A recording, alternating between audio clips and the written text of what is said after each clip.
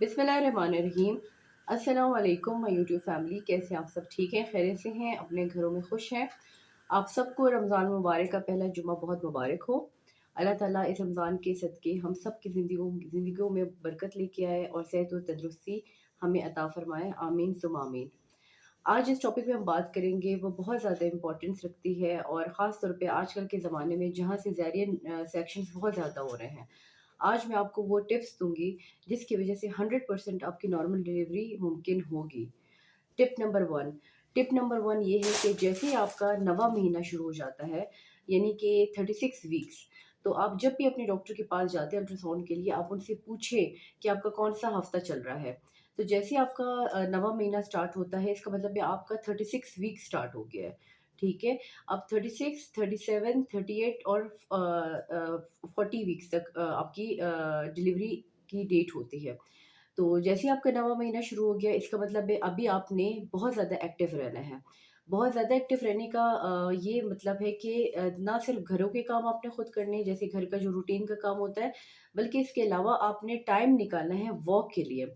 और आपने कोशिश करना है कि रोज़ाना कम से कम आप 1 से डेढ़ घंटा आपने वॉक करनी है। ये वॉक जब आप करेंगी तो इसकी जो बेनिफिट होगा वो आपको इस तरह से मिलेगा कि आपका बच्चा जो है वो नीचे अपनी आपकी पेल्विक बोन के अंदर फिट होना शुरू हो जाएगा और जिसकी वजह से अराउंड 39 टू 40 वीक्स जैसे आपका टाइम करीब आने लगेगा, तो बच्चे के हेड के प्रेशर की वजह से सर्विक्स को एक सिग्नल पास होता है, बचदानी के मुंह को एक सिग्नल पास होता है जिसकी वजह से उसकी डायलेशन बहुत अच्छी होती है और वो डायलेट होना शुरू हो जाएगा। तो नंबर 1 ये है कि जैसे आपका नवा महीना शुरू है, आपने रोज़ाना 1 से डेढ़ घंटा वॉक करना है। नंबर 2 टिप ये है कि अगर आपको शुगर है या ब्लड प्रेशर है, तो आपने लाज़मी इसका रिकॉर्ड रखना है और अपना शुगर और ब्लड प्रेशर कंट्रोल करना है। क्योंकि खुदा न ख़ास्ता अगर इन दोनों चीज़ों में से कोई भी चीज़ आपकी अनकंट्रोल्ड हुई, तो इसकी वजह से आपका सिज़ेरियन का रिस्क बढ़ सकता है। तो जो शुगर वाली ख़वातीन हैं, वो 1 दिन छोड़ के 1 दिन अपना शुगर लाज़मी मॉनिटर करें और अगर उनका शुगर कंट्रोल नहीं हो रहा, तो अपने डॉक्टर के साथ इस बात को डिस्कस करें। और दूसरा इसी तरह ब्लड प्रेशर के हवाले से भी है। दूसरा ये देखा गया है कि ख़ुसूसन ख़वातीन को प्रेगनेंसी के हमल के आखिरी जो 9 महीने होते हैं, उसके अंदर टाँगों की रगें फूलना शुरू हो जाती हैं। इसके अंदर खून का जमना हम इसे कहते हैं और जो कि डीवीटी साबित हो सकता है, जो कि एक बहुत ही जानलेवा यानी लाइफ़ थ्रेटनिंग कंडीशन है। तो अगर आप एक्टिव रहेंगी अपनी लाइफ़ में, तो जिसकी वजह से इस चीज़ को भी आप प्रिवेंट कर सकती हैं। दूसरा है ये है कि आपने डाइट का बहुत ज़्यादा ख़्याल रखना है, खुराक का बहुत ज़्यादा ख़्याल रखना है। अमूमन प्रेगनेंसी में बाज़ ख़वातीन को बहुत ज़्यादा मीठे की क्रेविंग हो जाती है, जैसे बहुत ज़्यादा कोल्ड ड्रिंक्स का पीना और जैसे अभी रमज़ान मुबारक चल रहा है, बहुत ज़्यादा शुगरी आइटम्स का इस्तेमाल करना, मीठा डेज़र्ट्स वग़ैरह, खीर वग़ैरह, सेवइयाँ वग़ैरह या फिर इस तरह शरबत बहुत ज़्यादा पी लेती है। तो अगर आप बहुत ज़्यादा ये मीठा इस्तेमाल करेंगी या बहुत ज़्यादा जैसे मैदे की बनी हुई चीज़ें या चीनी की बनी हुई चीज़ें इस्तेमाल करेंगी, तो जिसकी वजह से आपके बच्चे का वेट बहुत ज़्यादा बढ़ जाएगा और नॉर्मल डिलीवरी आपके लिए बहुत ज़्यादा मुश्किल हो जाएगी। और अगर फिर भी आप चाहती हैं कि आप थोड़ा-सा जैसे इंसान है कुछ ना कुछ खा लेता है, तो एक मेटफॉर्मिन या जिसे हमारी पाकिस्तान में ग्लूकोफेज के नाम से टैबलेट आती है, ग्लूकोफेज की टैबलेट आप खाने के बाद 1 गोली ले लिया करें। इससे ये होगा कि बच्चे का वेट इतना ज़्यादा नहीं बढ़ेगा और नॉर्मल डिलीवरी आपके लिए पॉसिबल होगी।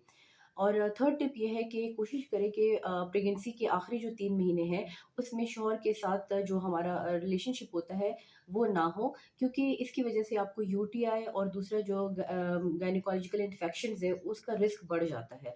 और इसकी वजह से pre term rupture of membranes हो सकते हैं, बच्चेदानी की जो पानी की थैली है, वो वक़्त से पहले फट सकती है और जिसकी वजह से पानी जाने की वजह से बच्चा भी ऊपर रह जाएगा और आपको सिज़ेरियन का रिस्क भी बढ़ जाएगा। तो कोशिश करें कि मुख्तलिफ़ किस्म के जो इन्फेक्शंस होते हैं, जैसे कि अगर आपको पेशाब का इन्फेक्शन है, तो आप डॉक्टर के पास जाएँ ताकि वो सही हो, क्योंकि अमूमन पेशाब के इन्फेक्शन से बच्चे की जो थैली का इन्फेक्शन है, उसका वो चीज़ स्टार्ट हो सकती है, तो इस चीज़ का बहुत ज़्यादा आप ख़्याल रखें। और इसके अलावा जो है कोशिश करें कि कॉम्प्लेक्स कार्बोहाइड्रेट्स लें, जैसे कि सब्ज़ियाँ वगैरह ज़्यादा खाएँ, सैलेड्स वगैरह ज़्यादा इस्तेमाल करें और इन चीज़ों का आपने बहुत ज़्यादा एहतियात करना है। اور میری طرف سے یہ ٹپ ہے کہ انشاءاللہ جو ہمارے مریض کوئٹہ میں ہیں تو عباس میڈیکل منان چوک جنا روڈ کوئٹہ میں بیٹھتی ہوں، اور رمضان ٹائمنگ میری 5 to 6 ہے۔ تو جو پیشنٹس جن کی ڈیٹ ابھی قریب ہے اور وہ چیک کروانا چاہتے ہیں تو الحمدللہ میں ان کا دامن سے جو ہے سروکس کو چیک کر کے ان کو باقاعدہ پورا ان کا ایگزیکٹ ٹائم بتا دوں گی، اور ان کی سروائکل سویپ کر کے ان کو نارمل جو پینس ہے وہ جنریٹ کروا سکتے ہیں۔